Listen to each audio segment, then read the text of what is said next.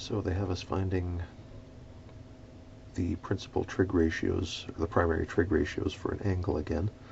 They say minus 3, 2 is on a terminal arm, meaning 3 to the left and 2 up. There we are. Minus 3 and 2.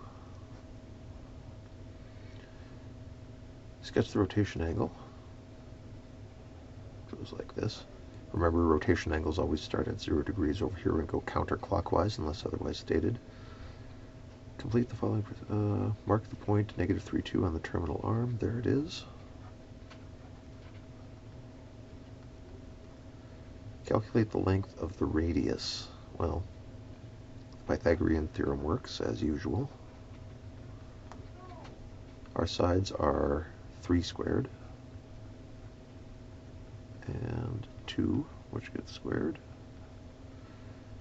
9 plus 4 is 13. So C would be the square root of 13, which is 3 point something or other. Use x equals negative 3. Yeah, we knew that. Y equals 2. We also knew that. And the radius we just found, root 13, to write the trig ratios for theta. So we want sine theta, which you remember is y over r, cosine theta, which is x over r, and tangent theta, which is the slope y over x. So sine is going to be opposite over hypotenuse would be 2 over root 13. Cosine, adjacent over hypotenuse, should be minus 3 over root 13. Why negative? Because this extends to the left.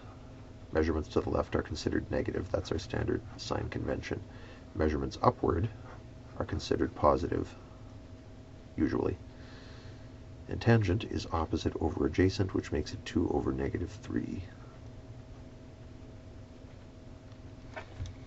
Now, not a single one of those is in really proper form. Every one of them could use a little cosmetic surgery. What's wrong with this, 2 over root 13? Why should you not give an answer that way? Well, the radical's in the wrong place. It needs to be rationalized. You do that by multiplying the denominator by root 13 and the numerator by root 13.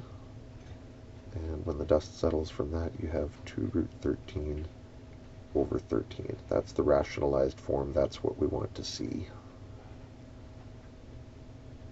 Cosine has the same problem. If you multiply it by root 13, top and bottom, you will end up with negative 3 root 13 over 13. That's a better place to stop.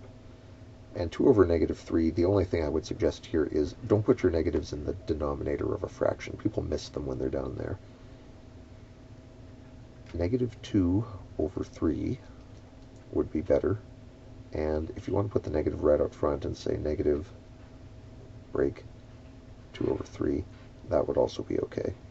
Both of these are good, but please avoid doing this. The chance of misreads is significantly greater when you put that negative downstairs.